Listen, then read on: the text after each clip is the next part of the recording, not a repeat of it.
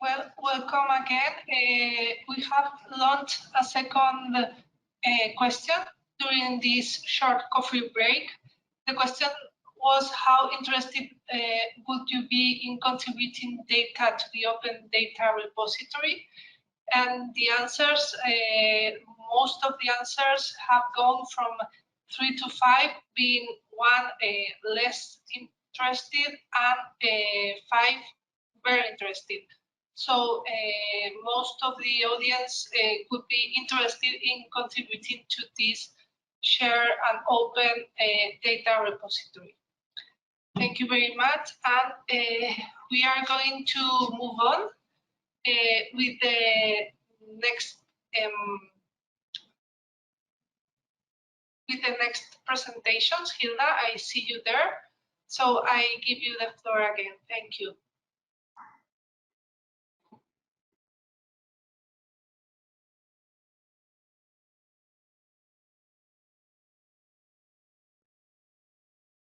We can't hear you, Hilda.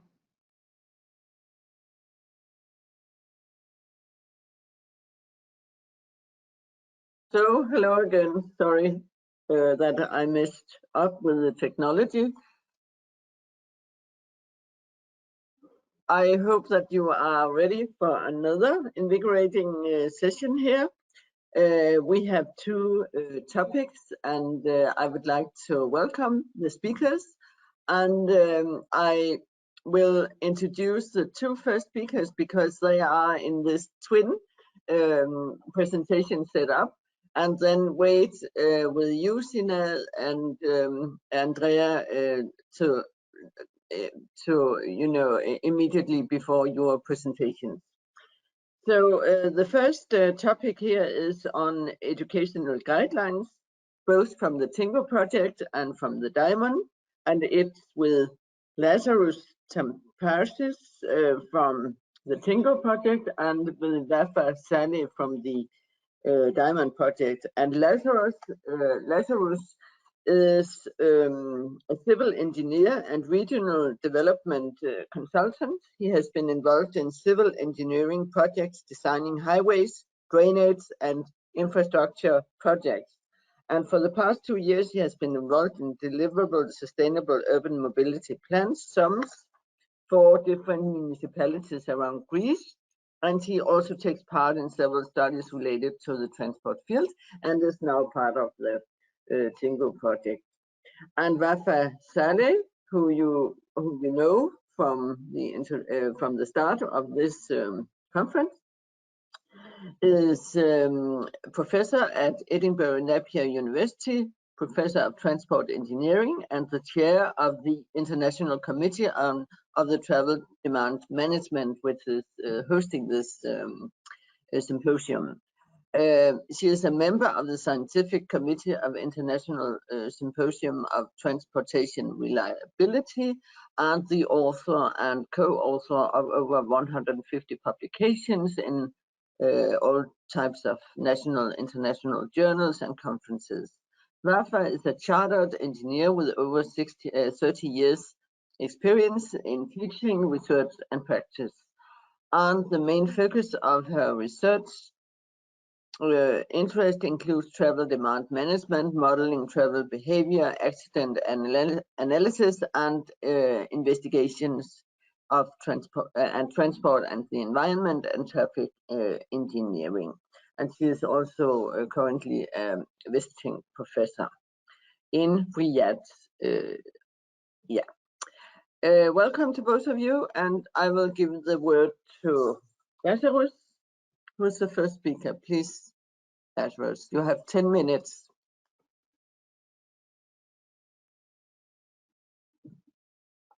Are you with us?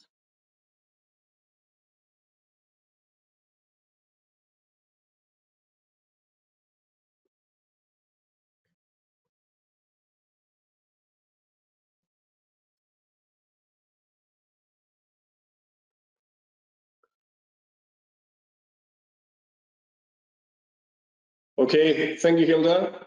Can you hear me? Yeah. Okay, I'm going to share my screen now. Just share your screen.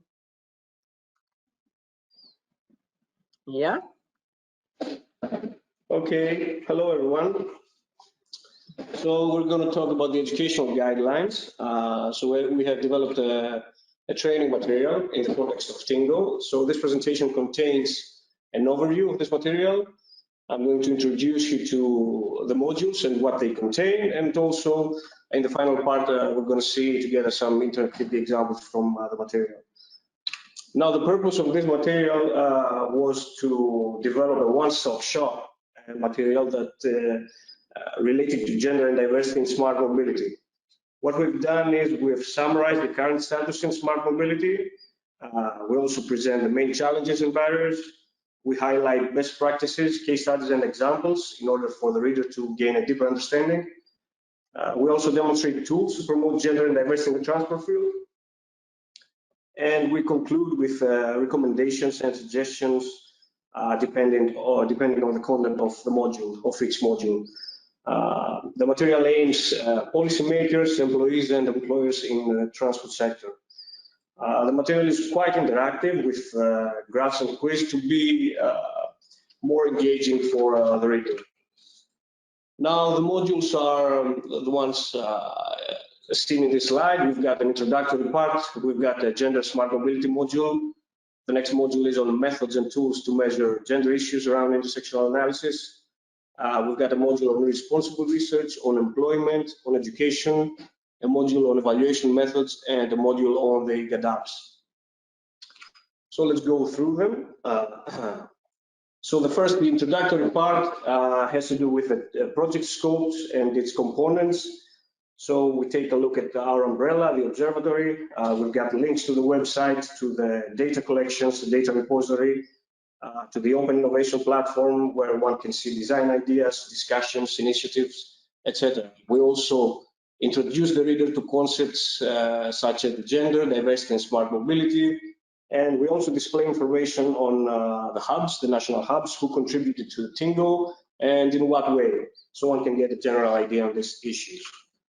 Now, if we want to delve a bit deeper, going into more detail, the next module, Gender Smart Mobility module, presents concepts of gender smart mobility in a more detailed way. Then we explain what is gender and diversity mainstreaming and how TInnGO approaches gender and diversity dimensions through, for example, inclusive language or gender scripts. One can find information on mobility patterns by gender. We have also included indicators of gender smart mobility and the requirements. And there's also a quiz throughout the module to help the readers deepen their knowledge and understanding. Now, going through the third module, methods to measure gender issues around intersectional analysis, we explain what intersectional analysis is, and we present a range of various methods to measure these issues. And we've got examples, case studies, and best practices for each one of the methods. And if the reader wants to delve deeper in these, we also have provided links on different equality tools, certain guides and PDF forms. And we concluded the module with further suggestions to enhance gender and diversity mainstreaming. The fourth module on responsible research expands a bit on intersectional analysis and why it is important to have this approach in research and project development. And we also highlight practical ways to become more intersectional or more inclusive in our work. We demonstrate case studies and scenarios of people's mobility challenges. So here someone understands how important it is to see the complexity of the transport system. And we also take a look at gender and diversity disaggregated data, what this data is and why it is important to collect all these. Now, our fifth module is a module on employment, and one can find information there on how TInnGO approached the transport sector through case studies, through different surveys, and all the lessons that we've learned are presented there. We also present the barriers that women face in the transport sector, and one can learn about key points regarding women's careers in the transport sector as well, in the industry, in EU-funded projects, as well as in higher education, and what actually prevents women from engaging in the transport sector. We highlight best practices to boost women's participation in smart mobility areas, And we have also included recommendations to widen gender diversity in transport. The sixth module is the education module. So here we present initiatives from different stakeholders to promote gender balances in science, technology, engineering, and maths. So who funded these initiatives, what were the target groups, what were the actions.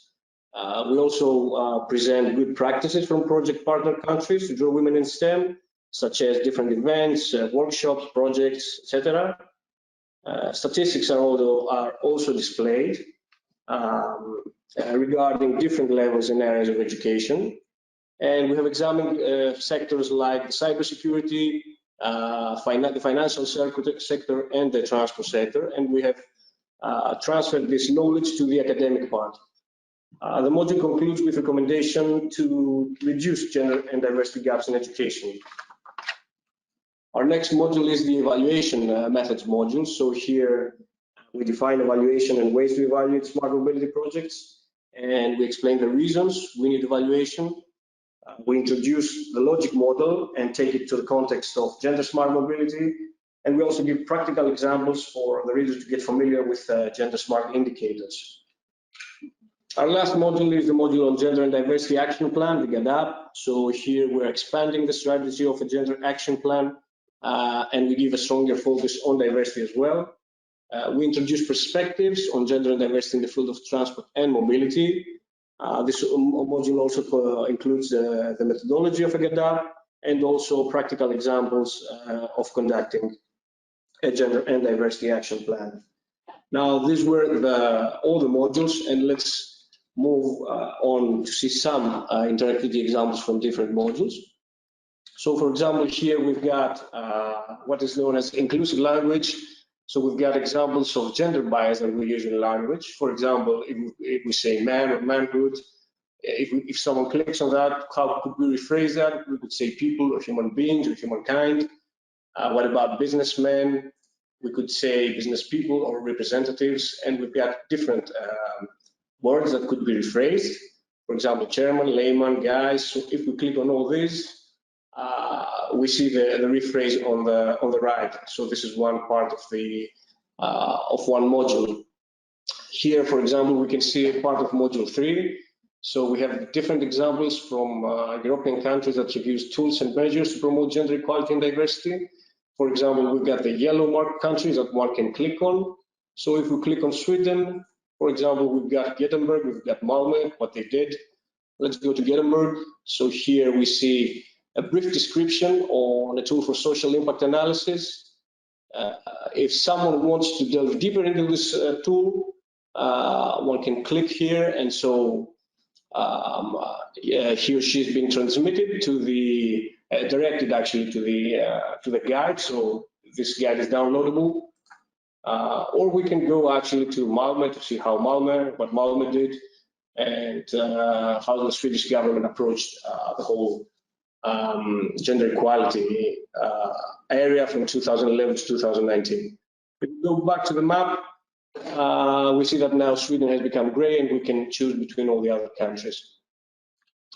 Now, this one is another example. So we see different characteristics that apply to smart mobility.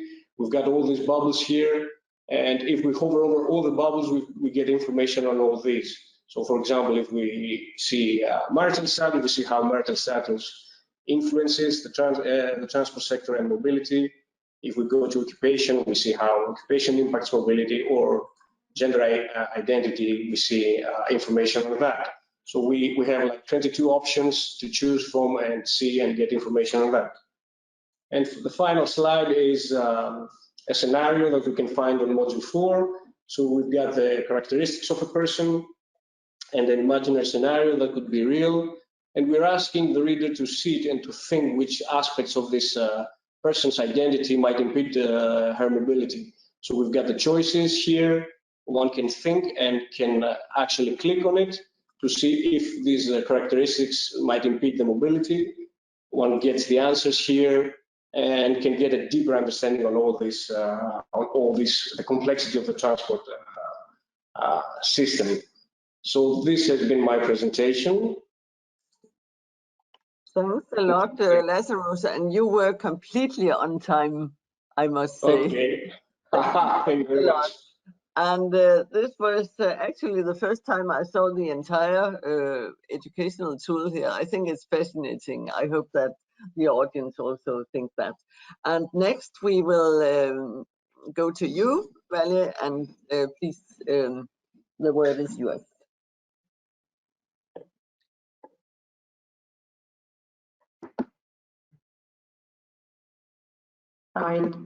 Can you see my screen? Yes, that's fine. Right. So thank you very much, Hilda, for the introduction. So I'll just talk briefly on the educational guidelines we worked on the, as part of work package 9 of the Diamond project. So obviously gender is an important consideration in the development of the curriculum and the design of them. Maybe it's not very obvious or very explicit at the moment, but I think we are towards this process. So the current transport system, for example, inadequately address gender differences in terms of the services and the service delivery of that, and the gender equity is not being realized. The findings from the Diamond project on that aspect suggested that women are in particularly concerned with a number of inadequacy in availability of the transportation modes, accessibility to these modes, safety, which is a very important aspect, awareness of them, they don't know they exist, and the cost. In relation to employability, women are concerned in specific with career development and flexible working opportunities. There's limited knowledge of gender differences in the transport sector by all stakeholders.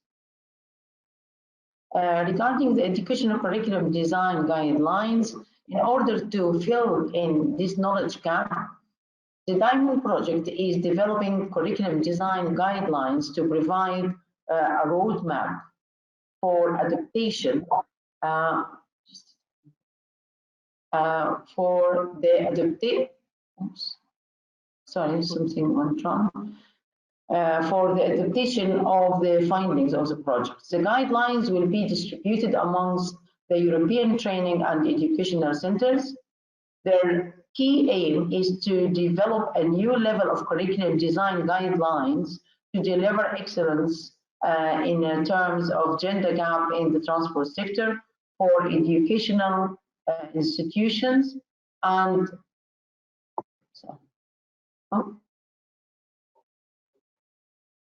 sorry, can you see my screen? No, now we see you. Yeah, we see your screen. That's fine. Can you see the screen now? Yeah. Yeah. So the guidelines will be distributed amongst the European training and educational centers. Their key aim is to develop a new level of curriculum design guidelines to deliver excellence in education and to close the gender gap in the transport sector for educational institutions and for future transport professionals. The novel educational content will address the following items.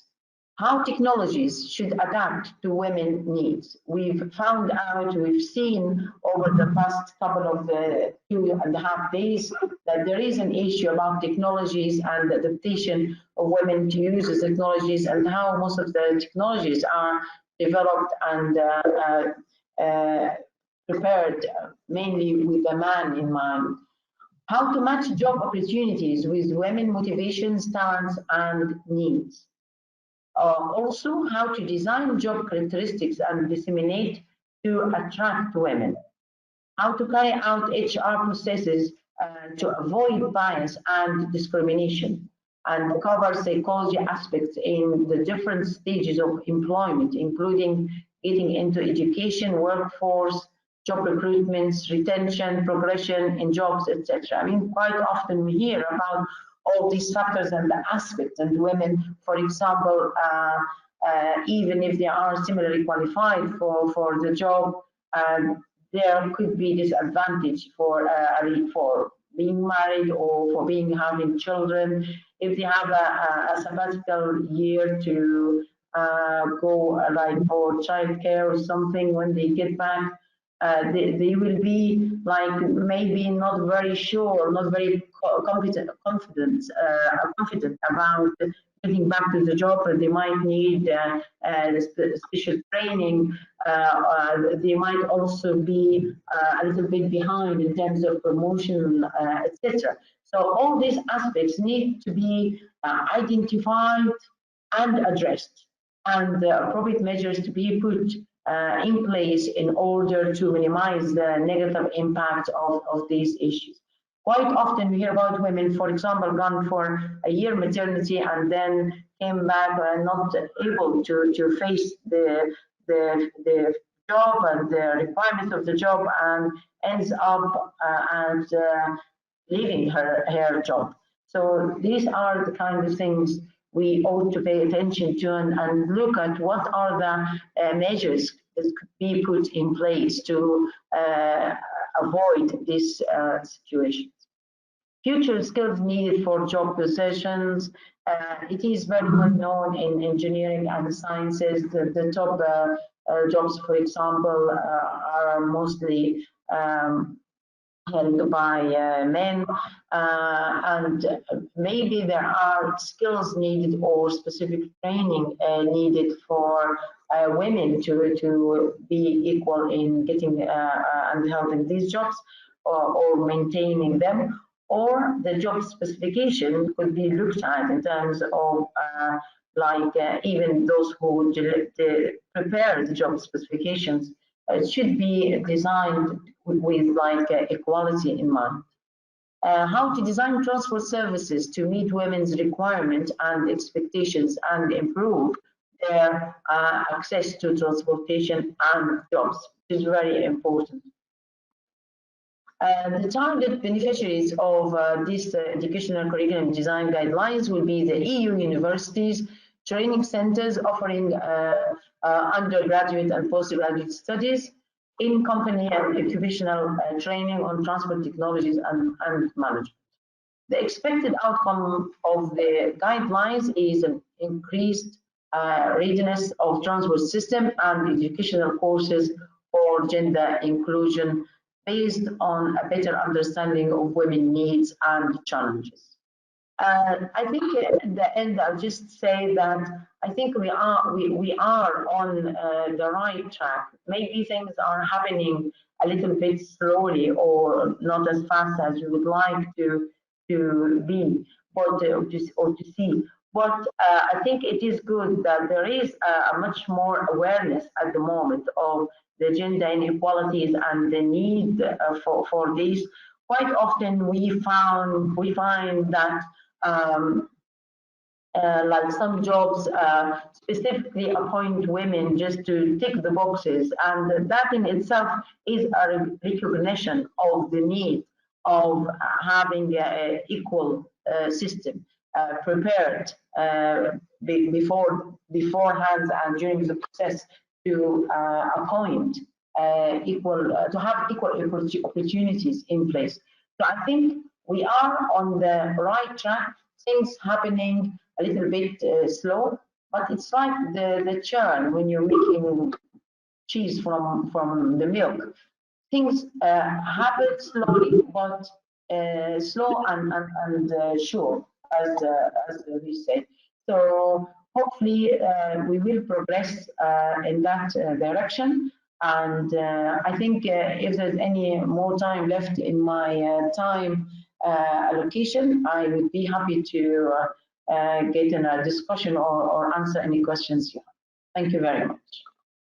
Thanks a lot for two very inspiring and also quite optimistic here in your talk, Wafaa, about the future possibilities. of implementing some of the ideas from the two projects. We have heard about two, I think, different projects, because the TInnGO educational tool is aimed at a kind of open online public. You don't know who the students will be, so to speak. And Wafaa, you have guided the Diamond guidelines are more addressing institutional settings, curriculum development, and HR developments.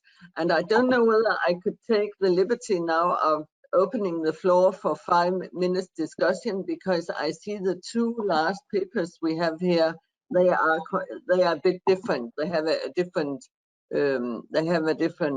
perspective. So if there are any immediate questions to the two presentations we have had here, I would like to welcome them.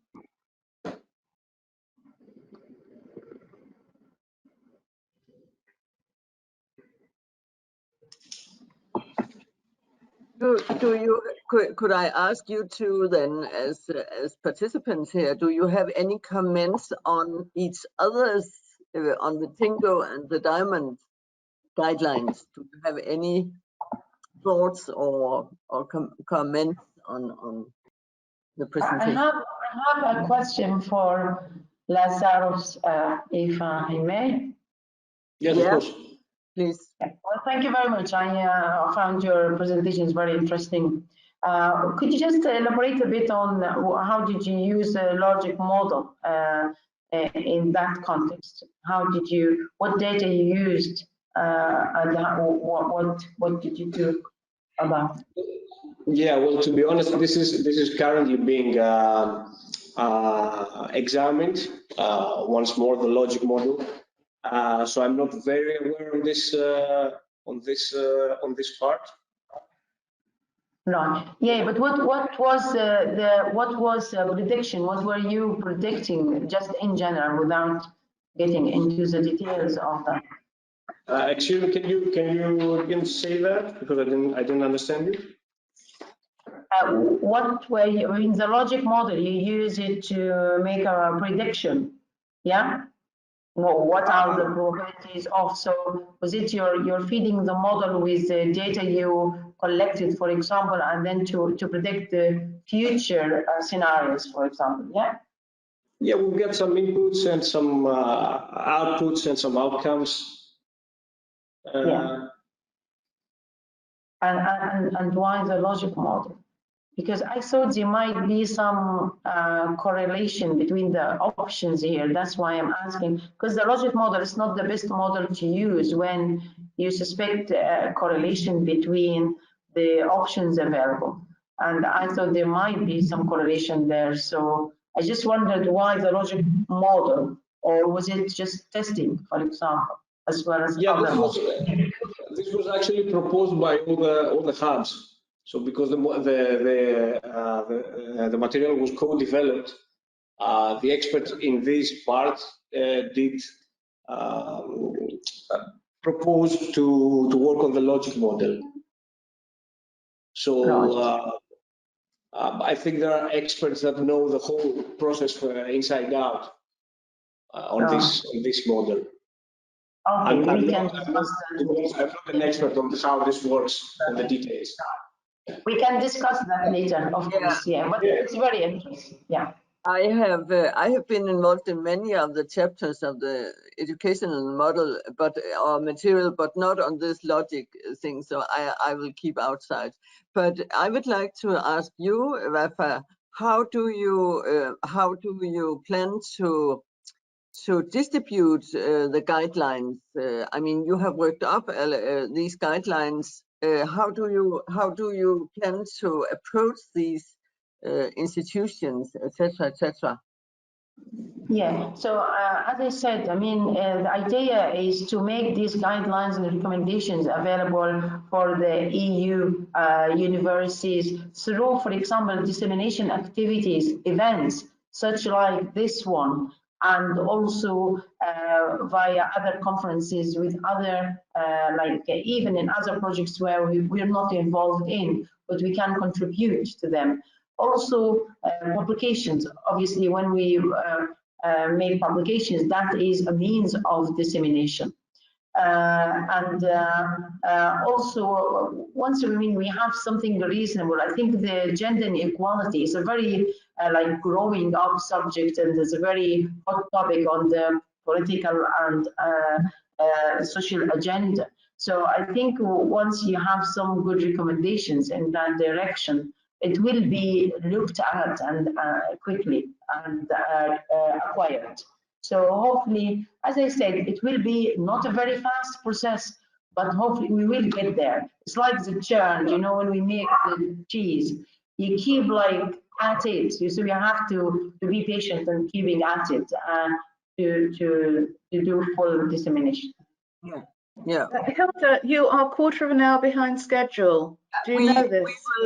We will close this debate now and go on. And thank you so much to both of you. And I will ask the next two speakers to link. Sinead. And me. Ouillon from the TInnGO Project, who is going to talk about citizen science. Citizen science. And I will take the opportunity also to include you now, a presentation of you, Andrea. You are going to talk about co-design for empathy and reducing barriers to inclusion. I can see from the program that you have 20 minutes each for your talks, which I so you I think we have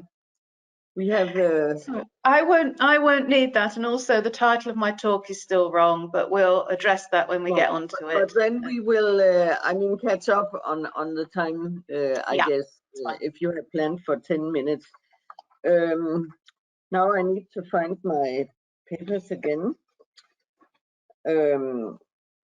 And we have Sinead here, Ouillon from Coventry University, and you have been part of the TInnGO Project. And she specializes in citizen engagement in research and innovation. She established Coventry City as a test bed or living lab in 2010, and then founded the Fab Lab Coventry in 2016. Using living lab approaches and methodologies to set up and operate what is essentially a STEAM, science, technology, engineering, arts, and math civic engagement program resourced by a world-renowned social science research center, the Center for Trust, Peace, and Social Relation. And the interest of Sinead is circular economy, citizen science, and individual and urban vulnerabilities. So please go ahead, Sinead, and then I'll return back to an introduction of you, Andrea. Thank you, Hilda. I'm just having a little problem sharing my screen, so I'm going to try again. Your screen is fine. Can you see the slides? Yeah. Yes. Yes. Everything is under control. Okay, thank you. Sorry, it's difficult because I can't see them myself. Thank you for inviting me to speak about our citizen science approaches within TInnGO. I will also try to save you some time. Today I want to talk about citizen science and citizen engagement within TInnGO. And I also want to talk about the underpinning participation theory that we use to inform how we designed the approaches. I then want to look at the use of citizen science within TInnGO and talk about the future direction for this work and the train the trainer materials that we have developed. So if we could go to the next slide, please. So fortuitously, in the Times Higher Education newspaper this morning, there is actually an article entitled "Citizen Science Takes Off Post-Pandemic." And so I think that's great because it just shows how topical this methodology is and how it's becoming more prevalent within the research environment. In the article, they ask, can amateur scientists really make a big difference in research? And in the article, they talk about engaging citizens in research helps to save costs and increase capacity. Well, that's fine, but I argue that we also support the citizens to gain a lot back as well in terms of qualifications, skills, improving their CV, and in the best case scenario, paid employment as a citizen researcher. So the article then finalises saying that citizen science has exploded within all sectors in the US, but we're also seeing this within Europe, and with Horizon Europe in particular, there are numerous calls that require that citizen science methodologies are implemented, in particular and probably most prominently and dominantly within the Green Deal programme. If we could go to the next slide, please. So Excuse me, Sinead, so excuse me for interrupting you, but we are not seeing your slides moving. So I thought not. I can't see them.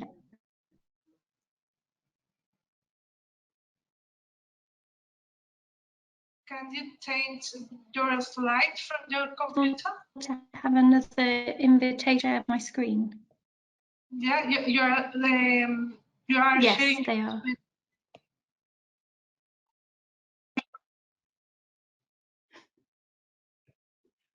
It's me, I'm doing something wrong. I'm sorry, I got this correct in the rehearsal. With the, you can move them with the arrows. I'm getting. Okay, can you see now? No. No. Is this working now? Now we are there. Yes, Now yeah, that's good. Thank you. Okay, please accept my sincere apologies, and I'll go as fast as I can now. Oh gosh, it's gone again. Okay, so the background to the... Can you see the slides? Yeah. We're now looking at the TInnGO Hubs, TInnGO Labs slide. Perfect. So we used the Living Labs approach to engaging citizens and stakeholders in the TInnGO Labs within the hubs in 10 countries. And if you're not familiar with the Living Lab approach, there are 5 key elements: active user citizen engagement, real life settings, multiple stakeholder participation, co-creation, and hundreds of different methodologies that can be used. Within TInnGO, we focused on 3 main methodologies. So you will have already heard Paul McGee talk about the design provocation methodology. The citizen social science methodology was really impacted by COVID, and so we didn't get to that final level that we wanted to, but what we have done is develop materials for others to learn from and for us to continue to use afterwards. But all of the 10 hubs managed to engage citizens in a wonderful variety of ways, and I'll talk about that in a bit more detail.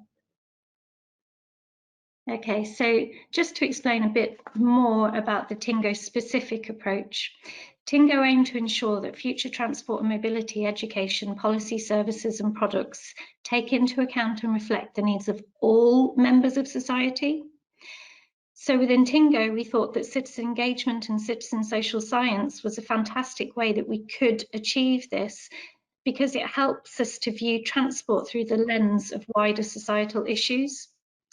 In TInnGO, we plan to gain insight into communities through citizen engagement and the trained citizen social scientists who could conduct research of relevance to TInnGO, but also of relevance to their own lived experience and communities. So the article in today's Times Higher talks very much about the benefit to the research environment, but here we felt that citizens can also benefit. They can input into their local transport policy and practice whilst they themselves are learning new skills, gaining qualifications, and once trained, they then represent a capacity within the local transport policy decision-making arena that can be used to support future work. I'll talk a little bit now about the underpinning theory of the citizen engagement within TInnGO. And so you have three main authors that talk about power relations and empowering citizens, and you have Arnstein, Hart and Pretty, and there are various layers, or as they refer to them, ladders of participation, and they go from 1 to 7. And you can see at the bottom they're talking very much about non-participation, so this might be where you get cohorts of citizens in a room and you provide them with information. And then as you move up through the layers or ladders, then you're seeing tokenism. And this might include participation in demonstrating a particular mobility product or service. And towards the higher levels, 5 to 7, this is where you're seeing citizen power. So this is where at the very, very highest level, citizens are actually co-investigators in the research with you. So you probably look at that and think, oh, we definitely want to aim for the citizen power side.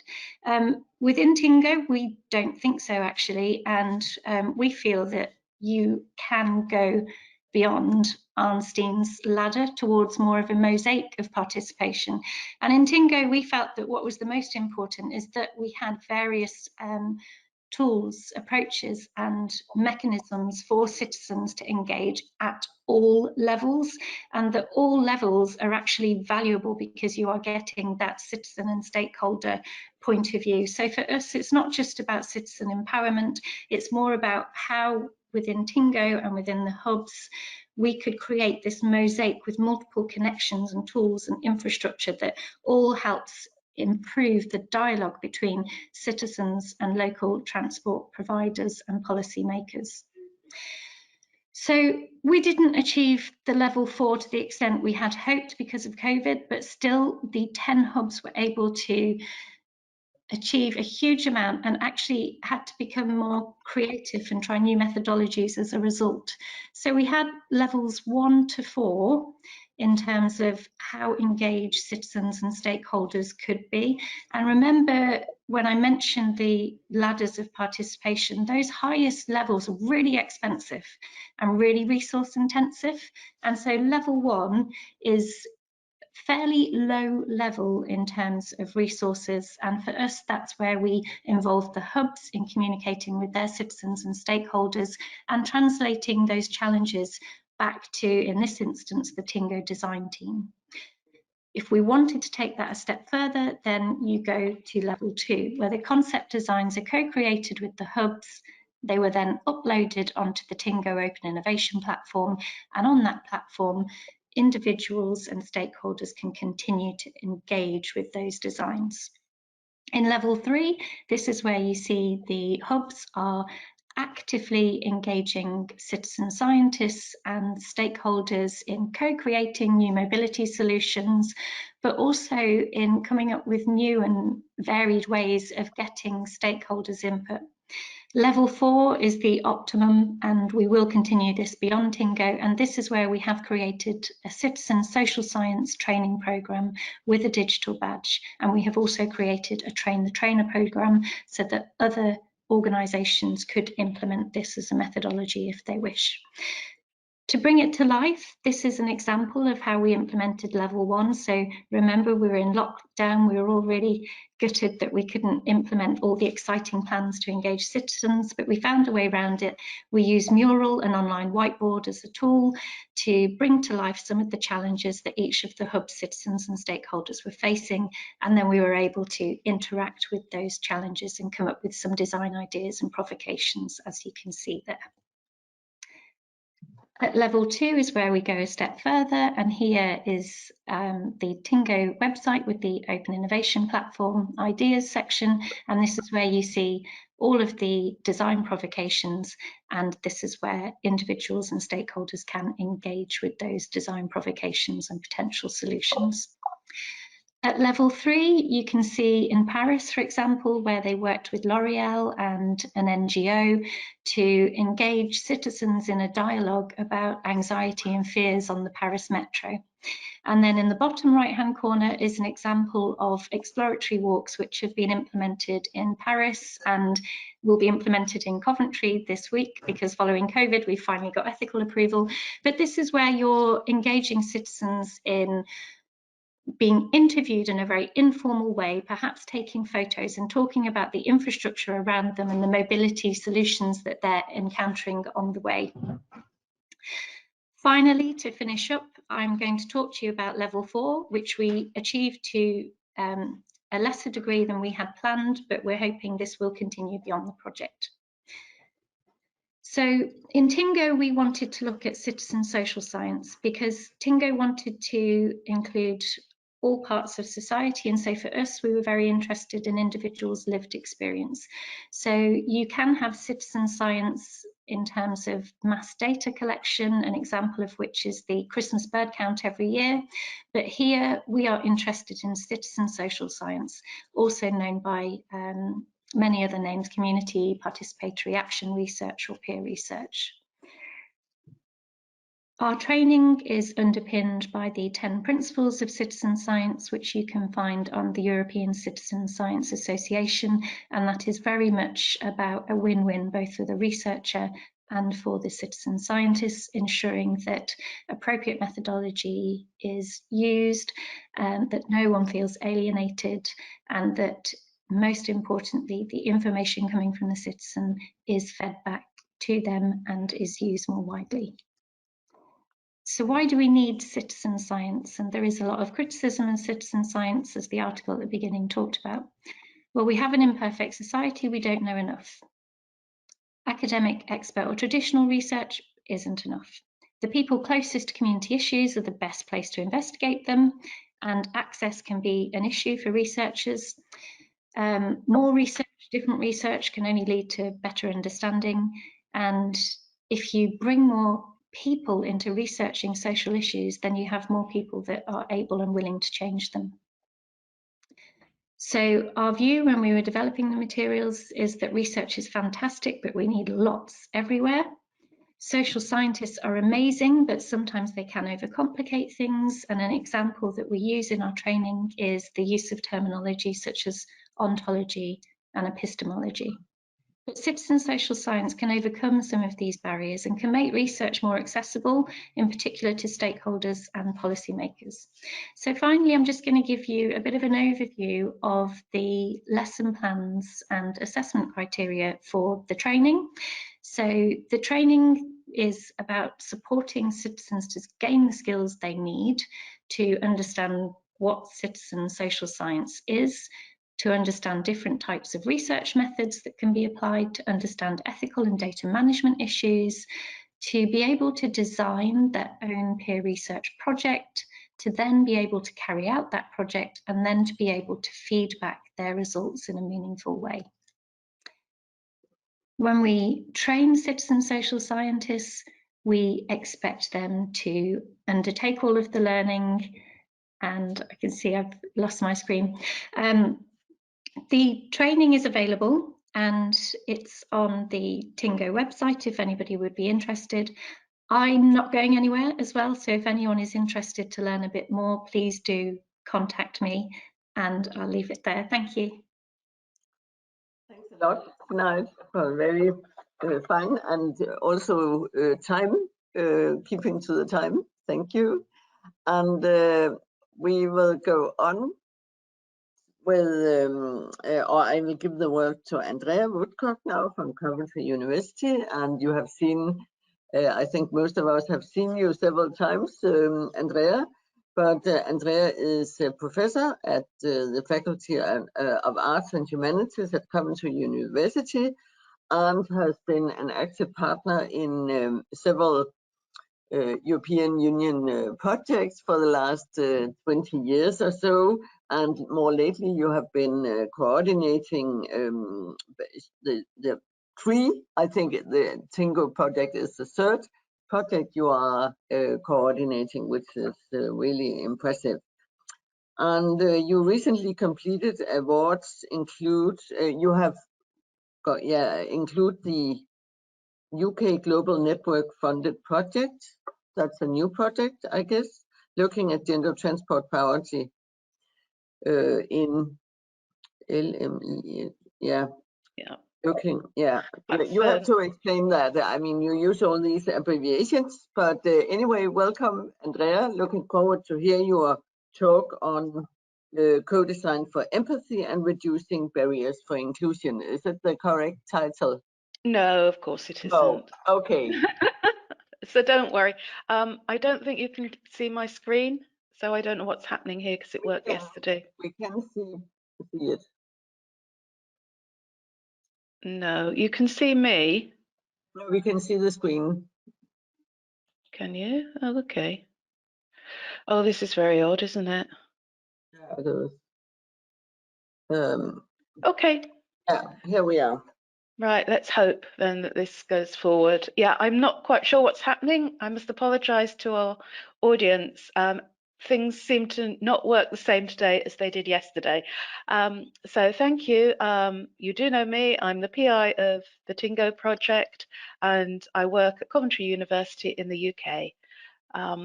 This follows on very nicely from Sinead's talk and also from the talk Paul McGee gave yesterday.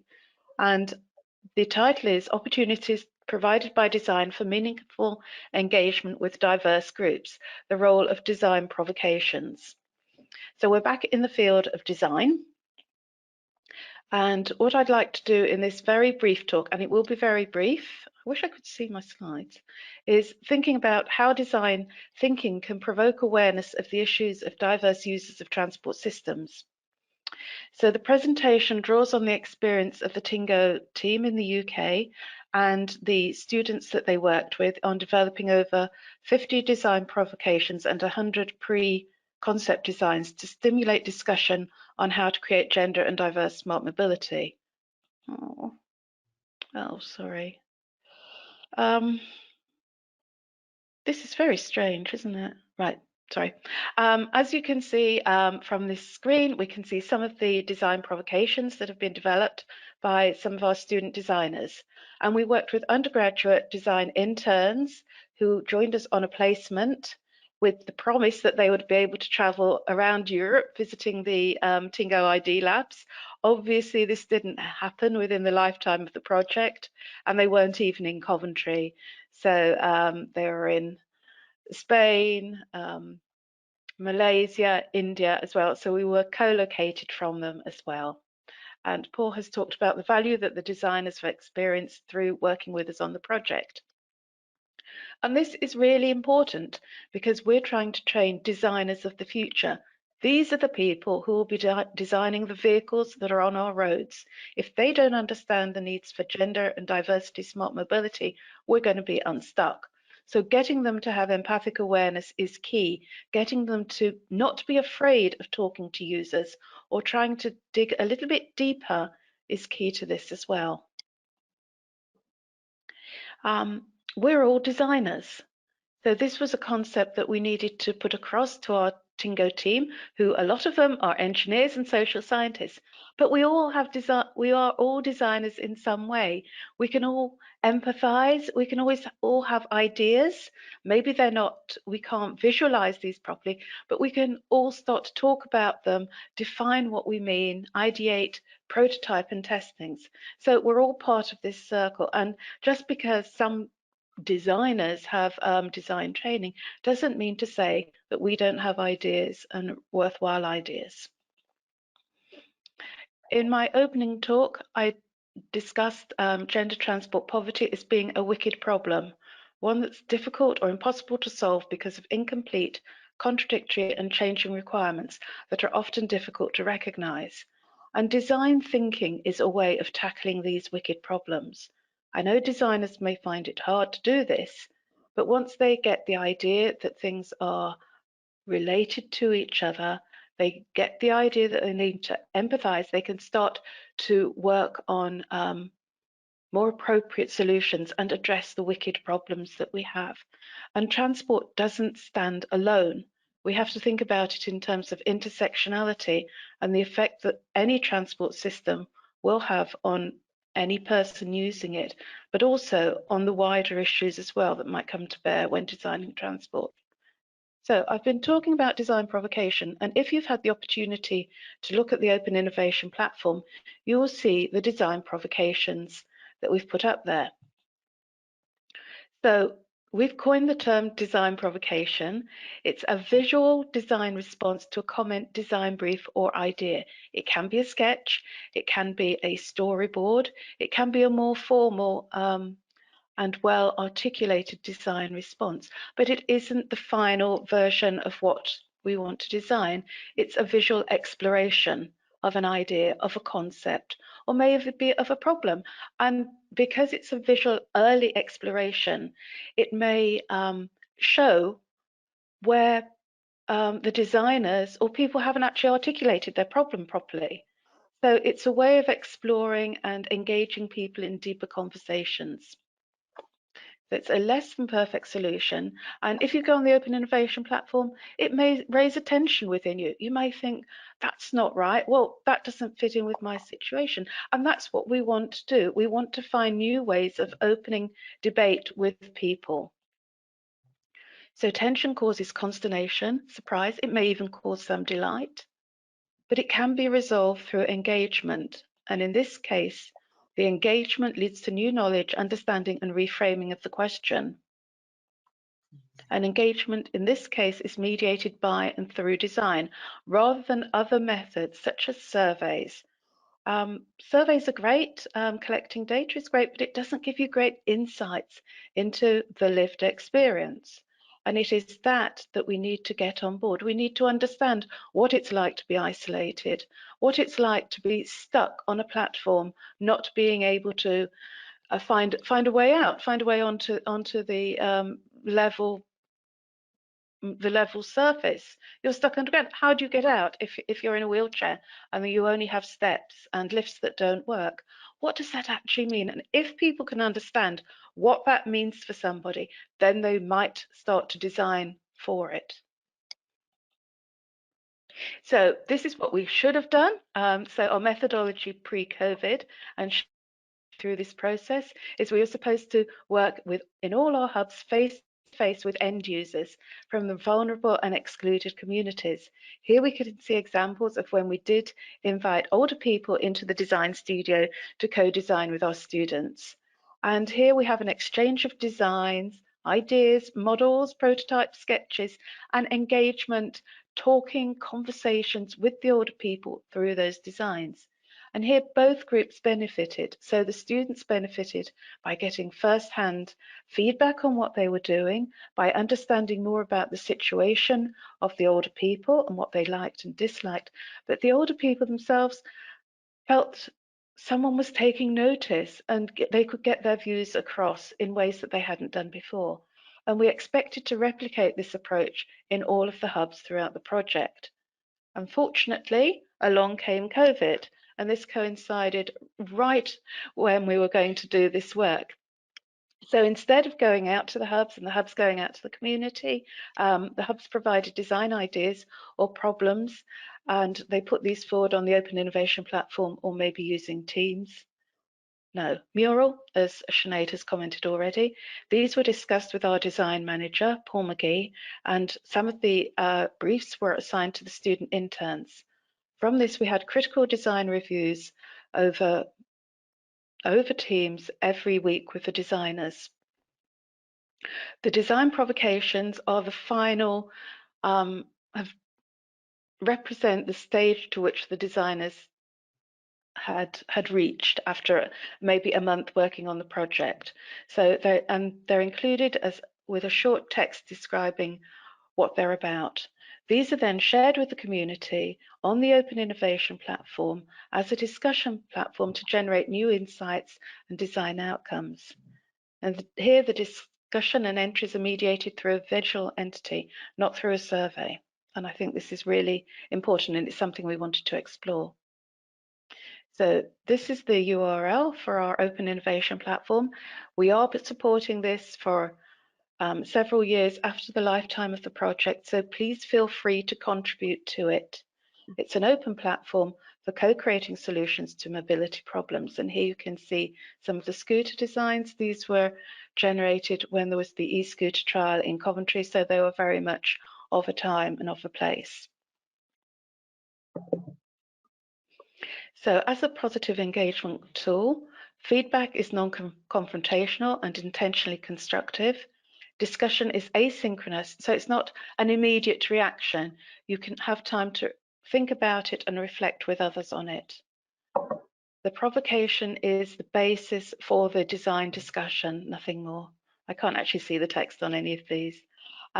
So we're trying to set up a think tank here that could engage people. Unfortunately, it is all mediated through an online platform. This wasn't what we intended. We intended to have material that each of the hubs could put around their walls to invite people to have conversations. So we realized that we're not getting to the people that we need to talk to through these designs. You have to be internet literate, you have to have access to a computer, you have to have spare time. So this isn't quite how we intended to run this. Also, it's anonymous, it's private, and it's secure, and it means that you don't have to insert any of your personal details on this. So to reiterate why this is important, local authorities, operators have long-standing issues in engaging with end users in meaningful ways. This is really sad from my perspective as an ergonomist and social scientist. Oh, sorry, I can't. Because we've been saying the same thing for at least 20 years, and it doesn't seem that much progress has been made. Users need to be involved in discussions about issues which affect their lives, and this is a point that was raised by Eleanor Lisney yesterday. We need to understand and appreciate the lived experience, and some of this is out of the realm of our understanding, and we need to do something with this. We're also looking at raising capacity building within the local community as well, to make them design literate, to make them citizen scientists, and this is very key as well, so that their views will be listened to. There's a lot of town hall meetings, focus groups, discussion meetings, and yeah, it generates a lot of excitement, a lot of good ideas, but it doesn't go any further because it's all anecdotal. We need to move forward on this. So in terms of the bigger picture, we're trying to create a paradigm shift where we move from community-oriented and informed to community-based, consulted and involved, towards collaboration, and finally empowerment. And hopefully what we've done is enable this to happen in a very small way. And we're trying to say that design research methods could be used to overcome some of the current barriers to engagement. In terms of conclusions, new mobility solutions should address the needs of all citizens, but these are still not known and they may not be discoverable by surveys. No design acts in isolation. It needs to think about the wider systems in which it's going to operate. Transport planning requires tools addressing the knowledge of different actors, social groups, transport modes, technologies, organisations and authorities, and a communication gap still exists between planners, operators, local authorities and users. One way to address these issues is through a participatory, co-creative platform where citizens can share knowledge on their lived experience. And we hope that we have provided some ways forward on this. I'm sorry, my end slide is missing here, but if you go back to the TInnGO Observatory webpage and the Open Innovation Platform and Photos repository, you will see ways in which we're trying to address this. Thank you very much. Hilda, I finished. Yeah, I'm there. Yeah. I don't know what happens here. No. Thank you so much, Andrea. And now I would like to call both Sinead and Andrea to have you on the screen. I think that these presentations also demonstrated the wide scope of the TInnGO project, and that we have addressed also not only policy guidelines, but also, I mean, designs in a very literal way. So I have one question here in the chat. It's a question, I think, for Andrea. Yeah. And I read it more on empathic designers. How can we ensure that the designs are explorative or whatever, curious enough? As discussed in feminist literature, there is a difference on representing on behalf of a group or as part of a group, diverse social categories, and how can we combine Sinead's reflections on citizen science with empathic designers, ensuring that we actually are revealing or exploitative enough in creating, in exploring social groups transport problems. So I see the question kind of how do you create a genuine explorative process? I'll have a go at some of this. We have looked at how we can train designers to be more empathic, and there is a 4-stage process to this. And once they've crossed a threshold of understanding, then they learn how to be empathic, but they have to have a willingness to engage in the first place. And a lot of designers don't have that willingness in the first place. A lot of people don't have that willingness, and they're afraid. So there is that. Where was I going with this? I've forgotten where I was going now. Okay. We can provide designers with the tools. We can try and take away the fear that they have. We can try and train them so that they are able to communicate in an easier, more friendly, less challenging way with end users, with the citizens. So there's part of that. And then what we'd want to do is co-create with our end users, and this has been a real challenge within the project because we've not had this ability to sit around a table with our citizens and design and sketch things and immediately form a bond with them. We've had to do this through the Open Innovation Platform, and it has not been a very good way of doing this, I must admit that. But being able to see and co-create is the key, and then you get validation of what you're doing as well. Sinead, would you like to come in on that? Can't hear you, Sinead. Turn on your mic. 2021 problem, apologies. I was just thinking, before COVID, Andree, when we did have the 12 elder ladies in with the 30 design students, what was fantastic about that is those students might not normally socialise with an elder lady living on her own in a wheelchair. And they got to spend 4 quite in-depth sessions with those individuals, designing, sketching, having a Dragon's Den style panel at the end. And for me, in that room, I saw the student designers just change over the process.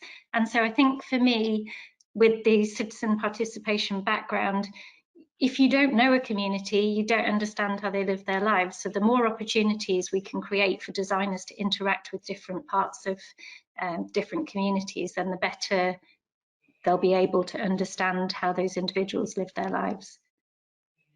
I also think that with citizen science, we can not just focus on the designer and their training and skills, we can also support the citizens to learn new skills so that they can contribute over and above providing their lived experience.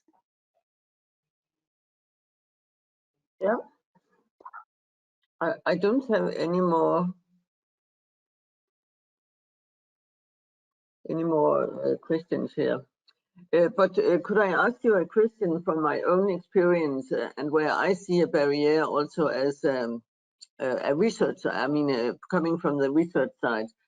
We have had several good ideas here also in the Copenhagen and Scandinavian hub about developing, a child seat for shared bikes, etc., etc. But the problem has really been to get in contact with designers or developers who could work up a model of these ideas. Because as a university people based in a basically dry university, not a technical university, it's a barrier sometimes to come to make the contact with these communities, and you might have better opportunities because you are in a design department. But could you say something about it? Because one thing is the thoughts and they are put down on a piece of paper, but then from there to materialize the model, how do you do it? I think that's one for Paul. I don't know if Paul's a member of the audience on this one, but there is a process. I mean, Sinead's group can do some 3D printing and rapid fabrication, but we need to have working prototypes. We need to develop those prototypes, and at Coventry we do have the ability to make those. But then once you've got proof of concept, you're going to have to get a manufacturer on board, and that requires funding, I'm afraid. But I think the whole value of what we've been trying to do in terms of design is just using it as a communication tool. So, you know, there's big design departments everywhere which have more skill than our students, but trying to get people engaged through design and talking about things in a non-confrontational manner, talking about their life experiences is really key. And if we could have shared that more widely amongst the whole TInnGO team, then there would have been a lot of value for each of the hubs, and they could have gone forward and worked more in this. COVID's been a real problem for this, I'm afraid. Yeah. But you have produced many exciting ideas, I think, and I mean, I'm sure that they will invigorate the whole area. Well, I'd hope so, and we don't want it to stop there. So we are committed to carrying on with the platform and moving it forward. It can act as inspiration for the next set of designers. So we're always already talking to more undergraduate designers, but everyone is free to put forward their ideas. I think there is too much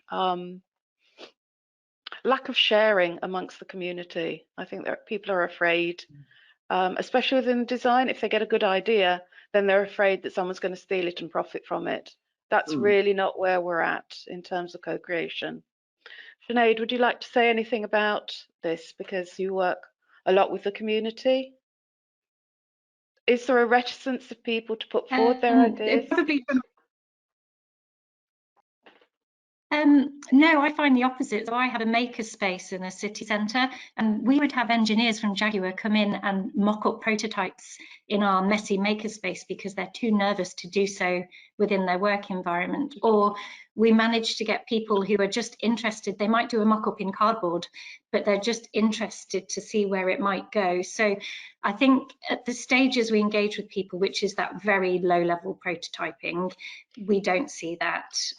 But there is that mismatch then between how do you support them to link with a more established manufacturer, or how do you support them to access local and regional funding to take their prototypes to the next phase. Yeah, and here gender might enter the picture again, because we know that it's much harder to become a women entrepreneur or an entrepreneur in the field that we are talking about, and for women than it is for men. I mean, access to finance and investment, etc., etc. Yeah, that's certainly been the case. We found that in the entrepreneurship material, but also you've provided very good examples, Hilda, of successful women who have led the way into the smart mobility field. So it is possible, but you need a lot of strength and a good pinch of luck maybe on that. So please take a look at these reports also. In addition to the smart cars, there was this report on various entrepreneurs worked up by Stine, who is also in the audience today. Yeah.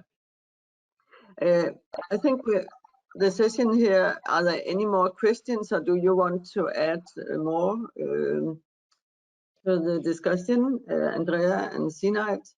Because otherwise I think I will close the session and thank all of you for very inspiring presentations.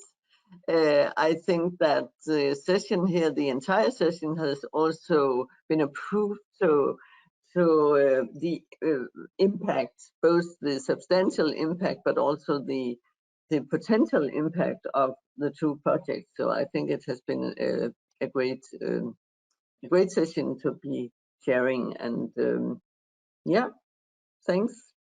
Okay, Come thank on. you, Hilda. Thank you.